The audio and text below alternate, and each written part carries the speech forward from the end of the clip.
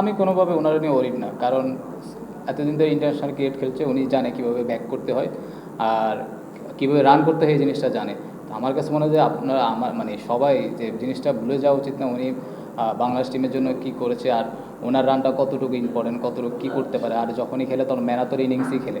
তো আমার কাছে মনে হয় এত তাড়াতাড়ি কোনো জিনিসগুলো উনি যা যা অর্জন করছে বাংলাদেশ টেস্ট ক্রিকেটের জন্য, ওটা কোনোভাবেই আমার কাছে মনে হয় ভুলে যাওয়া না। আমার কাছে মনে হয় এখন আরও টেস্ট ক্রিকেট নিয়ে আরও ভালো ক্রিকেট খেলতে পারে, কারণ দুই ফর্মেট থেকে যেহেতু অবসর নিয়েছে, এখন একটা ফর্মেটে উনি মনোযোগ দেবে।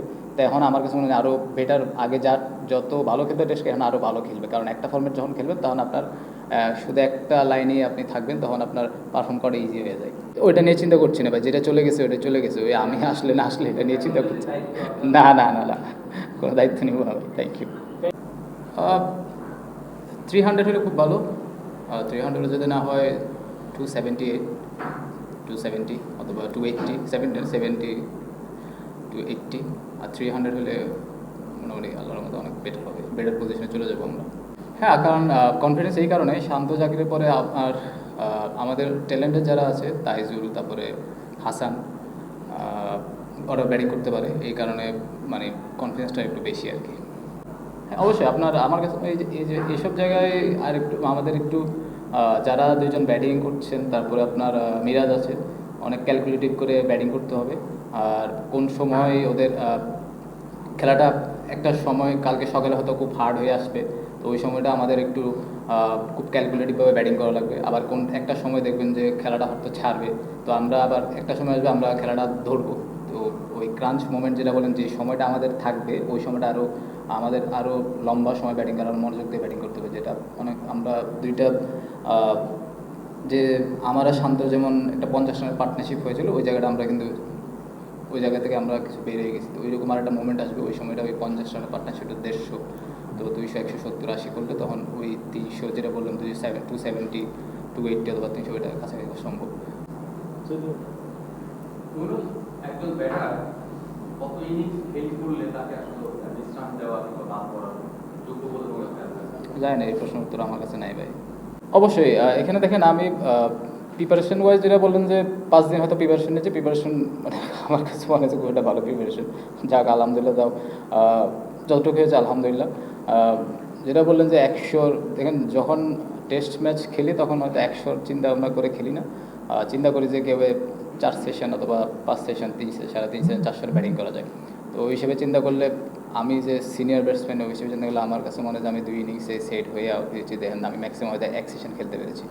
1 সেশন সিনিয়র প্লেয়ার হিসেবে 1 সেশন কোনোভাবে এটা কাম্য না। আমার কাছে মনে হয় যে আমি যদি 3 সেশন ব্যাটিং করতে পারতাম আরও, তাহলে হয়তো ফার্স্ট ইনিংসে, সেকেন্ড ইনিংসে ভালো একটা পজিশনে চলে যেতে পারতাম।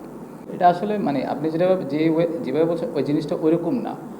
আপনি মুশফিক ভাইও রান করুক, আমিও রান করি, শান্তও রান করি, শেষের দিকে আপনি যদি ট্যালেন্টাররা যদি আপনার 50 রানও যোগ করে, ওই 50 রানের কারণে কিন্তু ম্যাচ জিতে।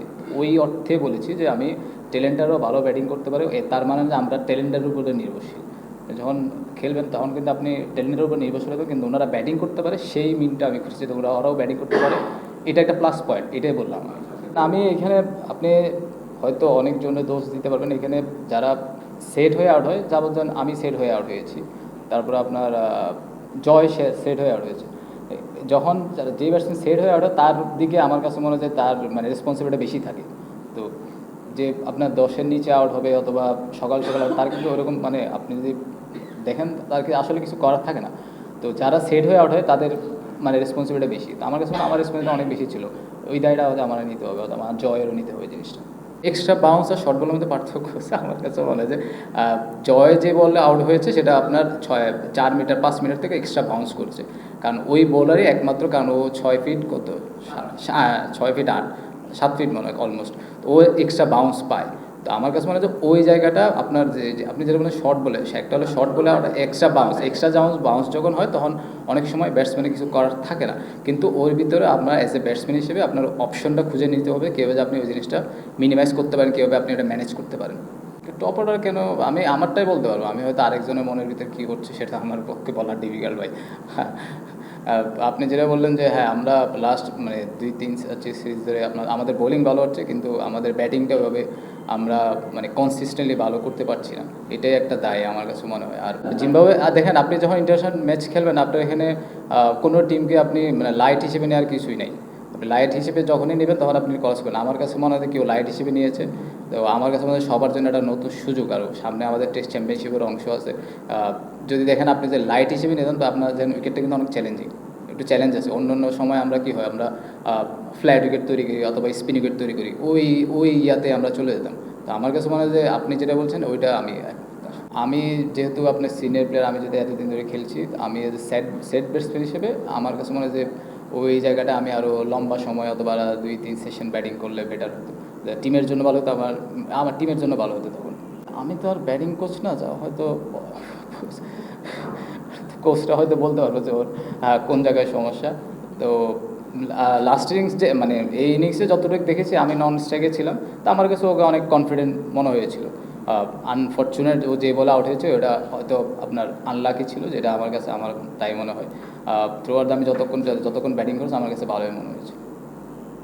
আর টেকনিকের ফল যেটা বললেন সেটা হয়তো কোচটা জানবে, আমি তো ভাই ব্যাটিং কোচ না, আমি অত বলা টেকনিক মান তো পারে একমাত্র আমার কাছে মনে হয় যে আপনি উইকেট চেঞ্জ করবেন, যতদিন না উইকেট চেঞ্জ করবেন না ততদিন আপনার মান ইমপ্রুভ হবে না। আপনি যে এই উইকেটে যেভাবে খেলা হয়েছে, এই উইকেট যদি আপনি দিতে পারেন, তাহলে হয়তো আপনার পেস বোলারও ইনকারেজ হবে, পেস বোলিং করতে ভালো মতো। তো উইকেটটা আমার কাছে মনে হয় অনেক অনেক ইম্পর্টেন্ট। সে সাথে সেই সাথে আপনার প্রত্যেকটা ডিভিশনে এরকম ফ্যাসিলিটি তৈরি করে দেওয়া উচিত।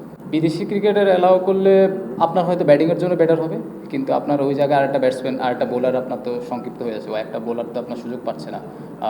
ওই জিনিসটা সে তো ল্যাকিং হয়ে যাচ্ছে। আলটিমেটলি এটা তো আপনার এক জায়গায় লস হচ্ছে আর এক জায়গায় মানে লাভ হচ্ছে। এইরকম হলেও আপনার দুই দিক দিয়ে লাভ লস দুইটাই লাগবে। এটা আমার কাছে মনে হয় না খুব একটা বেশি ভালো। হ্যাঁ, এখন অনেক পার্থক্য। আমার সময় যেটা ছিল তার চেয়ে এখন আমার কাছে মনে হয় টেস্ট টিম আগের চেয়ে অনেক বেটার। তখন তো বোলার ছিল না খুব ভালো, বোলাররা ওইভাবে আমার অনেক কষ্ট হয়েছিল বোলারদের আপনার ভালো একটা জায়গায় নিয়ে আসতে। এখন আমার কাছে মনে হয় টেস্ট টিমটা মোটামুটি পেস বোলিং লাইন একটা অনেক set up. Pace bowling team আমাদের টেস্ট টিমটা আগের চেয়ে অনেক বেটার, অনেক সেট আপ। ব্যাটিং হয়তো ব্যাটিংটা আমরা কনসিস্টেন্ট করতে পারছি না, কিন্তু ফিল্ডিং ওয়াইজ থেকে শুরু করলে, বোলিং থেকে শুরু করলে অনেক বেটার আমার কাছে মনে হয়।